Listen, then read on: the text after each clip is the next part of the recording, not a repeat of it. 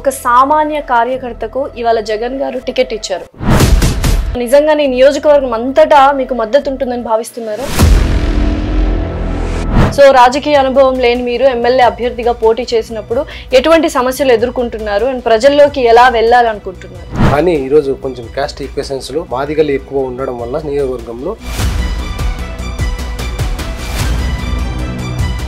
సింగనమల నియోజకవర్గంలో చెరువుల మరమ్మతుతో సహా చాలా పనులు జొన్నలగడ్డ పద్మావతి గారు చేశారు. మరి ఆవిడకి టికెట్ ఇవ్వకుండా మీకు ఎందుకు ఇచ్చారు? ఎస్సీ ఎస్టీ బీసీ మైనార్టీలో కూడా ఈరోజు రాజ్యాధికారం ఈరోజు ఒక మీరు చెప్పండి, సింగనమల నియోజకవర్గంలో ఏం అభివృద్ధి చెందింది? సంక్షేమ పథకాలు కాకుండా అభివృద్ధి. నమస్కారం వీరాంజనేయులు. ఒక సామాన్య కార్యకర్తకు ఇవాళ జగన్ గారు టికెట్ ఇచ్చారు. సో నిజంగా నీ నియోజకవర్గం అంతటా మీకు మద్దతు ఉంటుందని భావిస్తున్నారా? ఖచ్చితంగా భావిస్తున్నాను. ఈ ముఖ్యంగా నాలాంటి ఒక సామాన్య కార్యకర్తను కూడా నియోజకవర్గ సమన్వయకర్తగా నియమించిన మన ప్రియతమ నాయకుడు ముఖ్యమంత్రి శ్రీ వైఎస్ జగన్మోహన్ రెడ్డి గారికి, అలాగే నన్ను ఈ స్థాయికి తీసుకొచ్చిన మా ఎమ్మెల్యే శ్రీమతి జొన్నలగడ్డ పద్మావతి గారికి, ఆంధ్రప్రదేశ్ ప్రభుత్వ విద్యా సలహాదారు ఆలూరు సాంబశివారెడ్డి గారికి మనస్ఫూర్తిగా ధన్యవాదాలు తెలియజేసుకుంటున్నాను. ఖచ్చితంగా సింగనమల నియోజకవర్గంలో నాలాంటి నిరుపేద కుటుంబం నుంచి వచ్చిన కార్యకర్తను కూడా ఈరోజు సమన్వయకర్తగా నియమించినందుకు, అలాగే నియోజకవర్గంలో ప్రజలందరూ కూడా ఆశీర్వదించాలని మనస్ఫూర్తిగా కోరుకుంటున్నాను. సింగనమల నియోజకవర్గంలో చెరువుల మరమ్మతుతో సహా చాలా పనులు జొన్నలగడ్డ పద్మావతి గారు చేశారు. మరి ఆవిడకి టికెట్ ఇవ్వకుండా మీకు ఎందుకు ఇచ్చారు? ఈరోజు చూసుకుంటే సింగనమల నియోజకవర్గంలో అభివృద్ధి జరిగింది. కానీ ఈరోజు కొంచెం క్యాస్ట్ ఈక్వేషన్స్ లో మాదిగలు ఎక్కువ ఉండడం వల్ల నియోజకవర్గంలో మాదిగ కుటుంబానికి చెందిన వ్యక్తిని దాదాపు 70,000 నుంచి 80,000 ఓట్ల వరకు ఉన్నాయి. దాదాపు వీళ్ళంతా ఎస్సీ మాదిగలు వీళ్ళంతా ఆశీర్వదిస్తారని చెప్పేసి జగన్మోహన్ రెడ్డి గారు ముఖ్యమంత్రి జగన్మోహన్ రెడ్డి గారు గుర్తించి ఈరోజు నాకు నియోజకవర్గ సమన్వయకర్తగా నియమించడం జరిగింది. మీ నాన్నగారు సర్పంచే, బట్ మీకు ఎటువంటి రాజకీయ అనుభవము ప్రస్తుతానికి లేదు, ప్రత్యక్షంగా లేదు.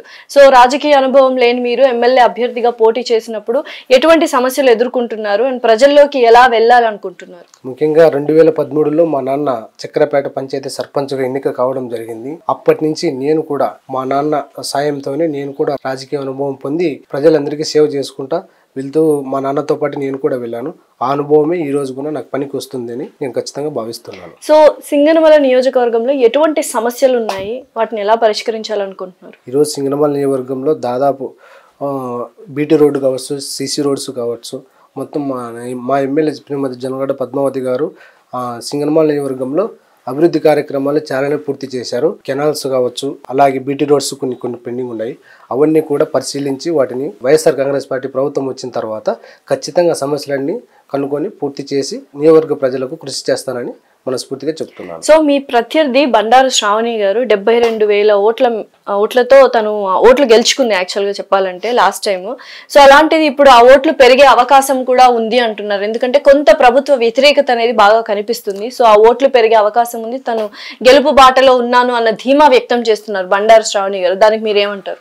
2014 నుంచి 19 వరకు గౌరవనీయులు చంద్రబాబు నాయుడు గారు కూడా ముఖ్యమంత్రిగా ఉన్నారు. 14 నుంచి 19 వరకు పరిపాలన చేసిన దాంట్లో ఏ ఒక్క పథకమైనా ఒక నిరుపేద కుటుంబానికి ఈరోజు ఇచ్చామని చెప్పేసి వాళ్ళకు ఓటు అడిగే హక్కు కూడా లేదు. కానీ ఈరోజు 2019 నుంచి 2024 వరకు మా ముఖ్యమంత్రి శ్రీ వైఎస్ జగన్మోహన్ రెడ్డి గారు రాష్ట్రంలో ఉండే ప్రతి ఒక్క పేద కుటుంబానికి నవరత్నాలలో భాగంగా అమ్మ ఒడి కావచ్చు, ఆసరా కావచ్చు, అలాగే పేదలందరికీ ఇల్లు, ఆరోగ్యశ్రీ, ఇలా రైతు భరోసా, ఇలా దేశ చరిత్రలో ఎన్నడూ లేనంత అభివృద్ధి సంక్షేమ కార్యక్రమాలు జరిగాయి. ఖచ్చితంగా మేము ఈ సంక్షేమ పథకాలు ప్రతి ఒక్క కుటుంబానికి వివరించి మేము నియోజకవర్గంలో వైఎస్ఆర్ కాంగ్రెస్ పార్టీ జెండా ఎగరేస్తామని చెప్తున్నాను. ఒకవేళ మీరు ఎమ్మెల్యే అయితే ఫస్ట్ చేపట్టాలనుకున్న కార్యక్రమం ఏంటి, ఏం చేయాలనుకుంటున్నారు, సమస్య ఏంటి, ఎలా పరిష్కరించాలనుకుంటున్నారు? ఆల్రెడీ 2019 నుంచి 24 వరకు సంక్షేమ పథకాలు కూడా ప్రతి ఒక్క సంవత్సరము కంటిన్యూ చేస్తూ ఉన్నారు.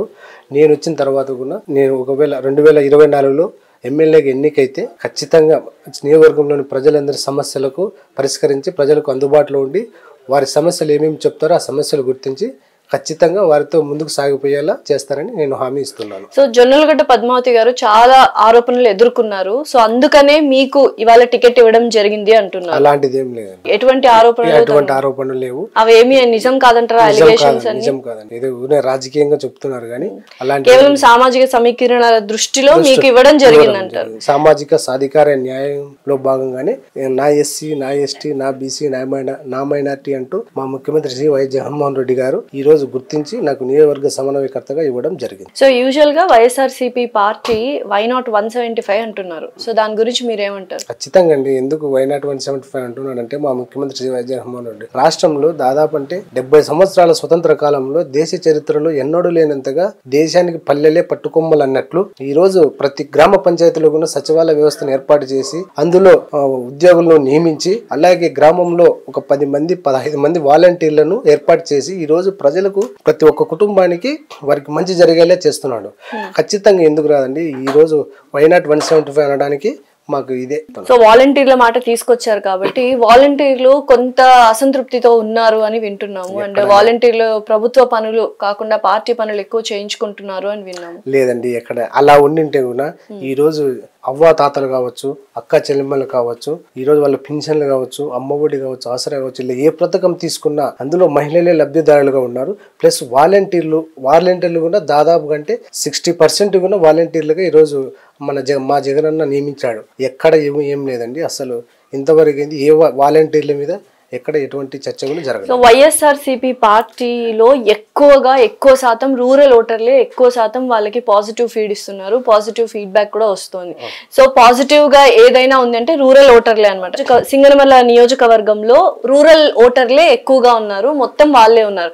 అది మీకు ప్లస్ అవుతుందంటారా? ఖచ్చితంగా ప్లస్ అవుతుందండి. ఈ రోజు దాదాపు నియోజకవర్గంలో 2,45,000 ఓట్లు ఉన్నాయి. దాదాపు అందులో ప్రతి ఒక్కటి తీసుకున్నా కూడా ఎక్కువ రూరల్లోనే ఉన్నారు కాబట్టి ప్రతి ఒక్క కుటుంబం కూడా లబ్ధి పొందింది కాబట్టి ఖచ్చితంగా ప్రజలంతా ఆశీర్వదిస్తారని నేను కోరుకుంటున్నాను. మీరు ఇదివరకు అయితే పాలన చేయలేదు. సో ఇప్పుడు ఎమ్మెల్యే అభ్యర్థిగా ఎంపిక అయ్యారు. సో ఈ 5 ఏళ్లలో జగన్ గారి పాలన, వైఎస్ఆర్సీపీ పార్టీ యొక్క పాలన ఎలా ఉంది అంటే ఏమంటారు? 100కి ఎన్ని మార్కులు ఇస్తారు? ఎలక్షన్ జరగలేదండి, ఎమ్మెల్యేకి ఎన్నిక అవ్వలేదు. ఎలక్షన్ నోటిఫికేషన్ కూడా 2-3 డేస్ లో రావచ్చు. ఎలక్షన్ అయిపోయిన తర్వాత ఎమ్మెల్యేకి ఎన్నికైన తర్వాత ఆలోచిస్తానని మీకు తెలియదు. అంటే దానికి ముందు 5 ఏళ్ల పాలన ఎలా ఉన్నింది జగన్ గారిది? ఈ 5 ఏళ్ల కాలంలో జగనన్న నా ఎస్సీ, నా ఎస్టీ, నా బీసీ అంటూ అభినవ్ అంబేద్కర్ గా ఈ రోజు అణగారిన వర్గాలకు అండగా నిలిచారు. ఈ రోజు ఎస్సీ, ఎస్టీ, బీసీ మైనార్టీలకు కూడా ఈ రోజు రాజ్యాధికారం గుర్తించి వాళ్ళకి ఇచ్చి ఈ రోజు ఒక స్థాయిలో నిలబెట్టిన ఘనత మా జగనన్నకే మాత్రమే దక్కుతుందని. బట్ ఎక్కడో కొంత అసంతృప్తితో ఉన్నారు అర్బన్ ఓటర్లు, లేకపోతే అర్బన్ పీపుల్ అందరూ. అభివృద్ధి చేయలేదు, కేవలం సంక్షేమ పథకాల మీదే వైఎస్ఆర్సీపీ పార్టీ నడిచింది. ఒకవేళ ఇప్పుడు గెలిస్తే సంక్షేమ పథకాల వల్ల గెలుస్తుంది కానీ అభివృద్ధి వల్ల అయితే ఏ మాత్రం గెలవదు అంటున్నారు. అది ఎవరో చెప్పారేమో, అది ప్రతిపక్ష పార్టీలు. మీరు చెప్పండి, సింగనమల నియోజకవర్గంలో ఏం అభివృద్ధి చెందింది? సంక్షేమ పథకాలు కాకుండా అభివృద్ధి. సంక్షేమ పథకాలు కాకుండా మా సింగనమల నియోజకవర్గంలో ఈ రోజు చూసుకుంటే సింగనమల నుంచి గార్లదిన వరకు బీటీ రోడ్డు అభివృద్ధి జరిగింది. అలాగే ఇక్కడ బత్తలపల్లి దామాజీపల్లి దగ్గర నుంచి సింగనమల నార్పల్ మండలం మీదుగా నాయనపల్లి క్రాసింగ్ మీదుగా పెద్దపప్పూరు వరకు కూడా బీటీ రోడ్డు జరిగింది. దాదాపు 16 కోట్ల రూపాయలతో జరిగింది. దాదాపు ఎల్లనూరు మండలంలో కూడా బీటీ రోడ్లు వేయడం జరిగింది. అభివృద్ధి అనేది ఖచ్చితంగా చేశాం. సంక్షేమ పథకాలతో పాటు అభివృద్ధిని కూడా వారికి చూపించి వారికి తెలియజేస్తున్నాం. పలాని చోట పలాని దగ్గర అభివృద్ధి జరిగింది, పలాని గ్రామ సచివాలయంలో సీసీ రోడ్లు వేయడం జరిగింది. చాలా చోట్ల కూడా రోడ్లు బాగాలేననే పరిస్థితి వాళ్ళు ప్రతిపక్ష పార్టీలు కూడా ఇంతకుముందు రోడ్లు చూపించి ఏదో బాగాలేదు అది ఏంటంటే వాళ్ళకు కూడా ఈరోజు మా జగనన్న ఖచ్చితంగా బీటీ రోడ్లు వేయాల్సిందే, సీసీ రోడ్లు వేయాల్సిందే అని చెప్పేసి గడప ద్వారా దాదాపు ఒక గ్రామ సచివాలయానికి 20 లక్షల రూపాయలు ఇచ్చి దాని ద్వారా సీసీ రోడ్లు బీటీ రోడ్లు కూడా వేయడం జరిగింది.